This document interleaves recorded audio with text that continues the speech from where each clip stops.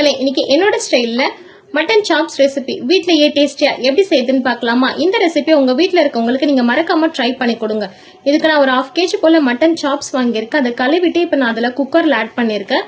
1 table spoon அளவுக்கு அதில் இஞ்சி பூண்டு பேஸ்ட் இப்போ அதில் ஆட் பண்ணிடலாம். ஒரு 1/4 டேபிள் ஸ்பூன் அளவுக்கு மஞ்சத்தூள் சேர்த்துருக்கேன். ஒரு 10 சின்ன வெங்காயம் போல உரிச்சிட்டு இப்போ நம்ம அதையுமே அதில் ஆட் பண்ணிடலாம். இப்போ கொஞ்சமா அதில் கறிக்கு தேவையான அளவுக்கு கொஞ்சமா கொத்தமல்லி தழைகளுமே நம்ம சேர்த்துடலாம். கறி வேகிறதுக்கு தேவையான அளவுக்கு கொஞ்சமா அதில் கல்லுப்பு சேர்த்துருக்கேன். இதில் கறிக்கு லைட்டாக தண்ணி மட்டும் தெளிச்சு விட்டிங்கன்னா போதும். தண்ணி நம்ம நிறைய இதில் ஊற்ற தேவையில்லை. நம்ம ட்ரையாக தான் ரோஸ்ட் பண்ண போகிறோம். இப்போ நம்ம எல்லாமே சேர்த்துட்டு இதில் நல்லா கிளறி கொடுத்துட்டு குக்கர் மூடி போட்டுட்டு ஒரு 5-6 விசில் வர வரைக்கும் நல்லா வேக வச்சு ஸ்டீம் போனதுக்கப்புறம் எடுத்து ஓப்பன் பண்ணி பாருங்கள். கறி நல்லா இப்போ வெந்து வந்திருக்கு. இப்போ ஒரு சின்ன தாளிப்பு மட்டும் கொடுத்துடலாம். கடை எடுத்துக்கோங்க.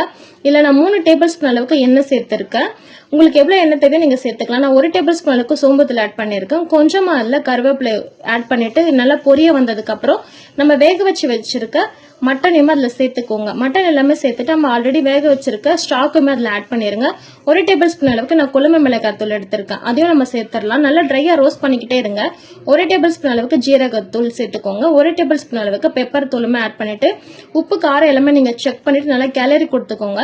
இந்த செமி கிரேவியாக இருக்குது. நல்லா ட்ரையாக ஆகிற அளவுக்கு நம்ம சிம்ல வச்சுட்டு நல்லா கிளறி கொடுத்துட்டே இருந்தீங்கன்னா மட்டன் சாப்ஸ் ரெசிபி உங்களுக்கு ரெடி ஆயிரும்.